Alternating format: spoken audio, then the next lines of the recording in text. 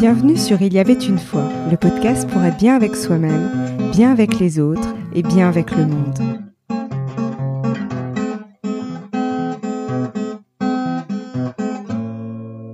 Bonjour, je suis ravie de vous retrouver aujourd'hui pour ce nouvel épisode où je vais vous faire des retours d'expérience tirés de mon propre cheminement pour vous encourager à suivre vos choix de cœur plutôt que vos choix de raison.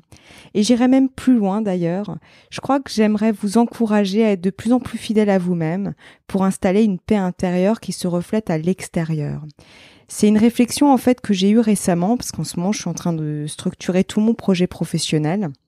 Et justement, j'ai fait un petit peu un bilan de toutes mes différentes expériences professionnelles, et je me suis dit en fait, je crois que le fil conducteur, c'est vraiment la relation, et que ce soit la relation à l'autre, aux autres, et finalement la relation à soi.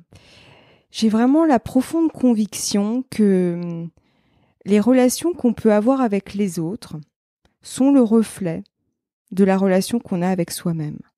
Donc si par exemple on peut vivre des conflits à l'extérieur de soi, c'est peut-être le reflet des conflits qu'on a avec soi-même en fait, le conflit intérieur.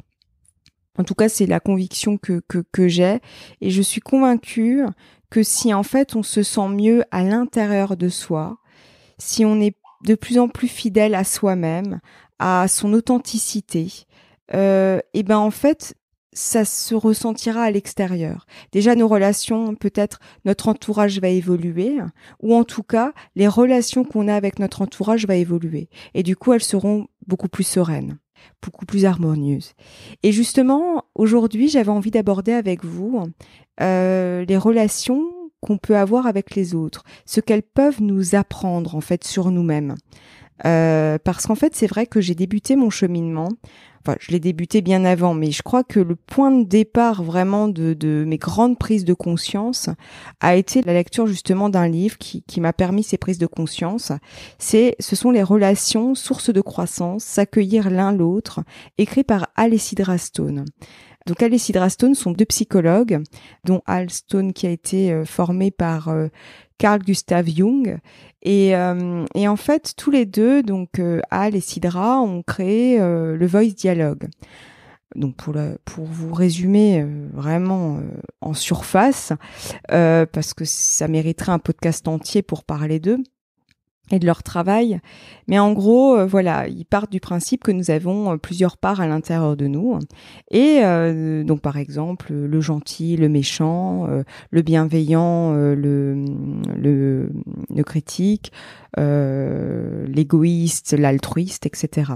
Et qu'en fait, nous avons tendance à renier certaines parts qui ne nous plaisent pas, en fait, qui ne nous conviennent pas. Et justement, le Voice Dialogue permet d'intégrer toutes ces parts, même les parts les plus sombres, pour justement être de plus en plus complet. Et d'ailleurs, si vous voulez en savoir plus, j'ai fait une interview avec Véronique Brach, qui est la traductrice en fait de tous les ouvrages d'Hal et Sidra Stone qui ont été parus en France.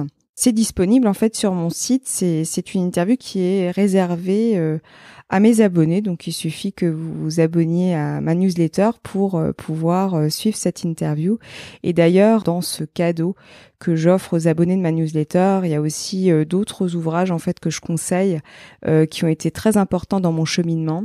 Et aussi, il y a un petit exercice audio que j'ai tiré d'un des ouvrages, qui est un exercice en fait qui m'a aussi beaucoup aidé dans mon propre cheminement. Bon, ça c'est une parenthèse. Donc pour revenir à notre thématique d'aujourd'hui, donc dans ce livre, les relations sources de croissance, s'accueillir l'un l'autre.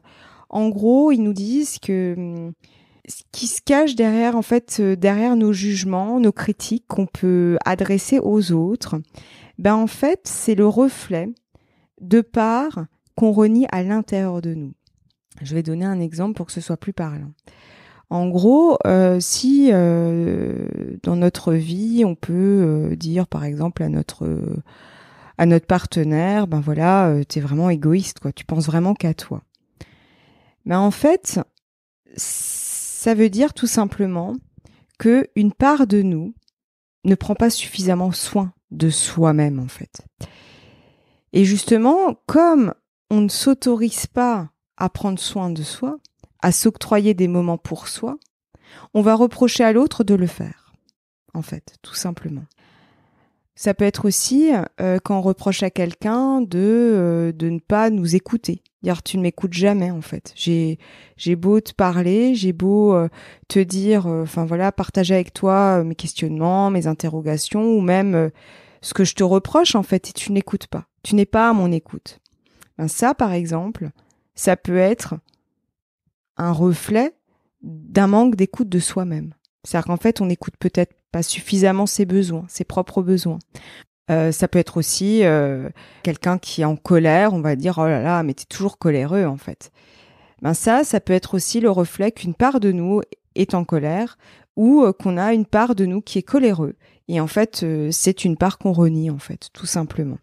Bon voilà, c'est un peu tout ça. Et en gros, moi, ça m'a énormément apporté parce que à un moment donné, ce que j'ai fait, c'est que j'ai analysé en quelque sorte au cours d'une journée les jugements ou les critiques que je pouvais avoir à l'égard des autres, que je dirigeais contre les autres finalement. Alors je le faisais pas toute la journée, hein, bien sûr, hein, mais il m'arrivait d'avoir des moments dans la journée où je me disais tiens, pourquoi tu lui reproches ça ? Qu'est-ce qui se cache derrière en fait ? Et en fait, ça m'a permis de mieux me comprendre en fait, de mieux me connaître quelque part, parce que j'ai pu me dire tiens, si tu lui reproches ça, c'est quelque chose qui te concerne toi, parce que voilà, ce qui se reflète à l'extérieur, c'est le reflet de notre intériorité. Et ça, comme je vous le disais, pour moi, c'est ma conviction profonde. Après, ça n'engage que moi, hein, c'est mon propre point de vue. Hein. Et du coup, voilà, et j'ai commencé comme ça mon cheminement en fait. Et ça m'a fait grandir parce que j'ai pu me rendre compte qu'il y avait des choses que je reprochais à l'extérieur et c'est des choses que je n'acceptais pas en moi en fait, tout simplement. Et après, j'ai un peu étendu cette analyse en train de me dire tiens, par rapport aux situations qui peuvent se présenter dans ma vie, pourquoi elles se plantent devant moi ? Parce que ça aussi, j'ai la conviction que les choses n'arrivent pas par hasard dans sa vie. Il y a les choses qui arrivent souvent au bon moment, mais il y a aussi les choses qui arrivent, on se dit mais pourquoi elles sont là ? Et en fait, pareil, je me disais tiens, qu'est-ce que ça renvoie à l'intérieur de toi ? Par exemple, quand vous débutez votre journée et vous croisez quelqu'un qui justement est en colère ou va vous faire des reproches, ou je prends même l'exemple très classique en fait. On est en voiture et voilà, et la personne, elle brûle ma priorité et elle me met en colère parce que je me dis mais elle se prend pour qui en fait ? Elle est vraiment impatiente, elle peut pas attendre comme tout le monde. Quand j'avais ce type de réaction par exemple, je me disais, tiens, pourquoi je reproche à cette personne d'être impatiente ? Pourquoi je reproche à cette personne de vouloir aller trop vite et de ne pas prendre son temps, tout simplement, et de ne pas attendre, en fait, comme tout le monde ? Et je me disais, et pour le coup, ça se vérifiait toujours, c'est que je me disais, tiens, c'est marrant, j'ai cette propre impatience, en fait, dans ma vie. Et par exemple, ça, c'est un cas de figure, je l'ai beaucoup observé dans mon quotidien, parce qu'en fait, j'ai toujours voulu aller plus vite que la musique, en quelque sorte. Ça, c'est encore, hein, mais je travaille dessus, c'était un de mes gros défauts que je voulais pas accepter, en fait.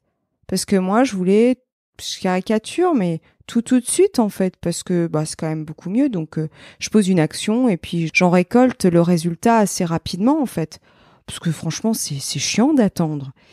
Et en fait, je me suis rendu compte que ça fonctionnait pas comme ça, en fait. Il faut attendre, en fait. Il faut apprendre à être patient.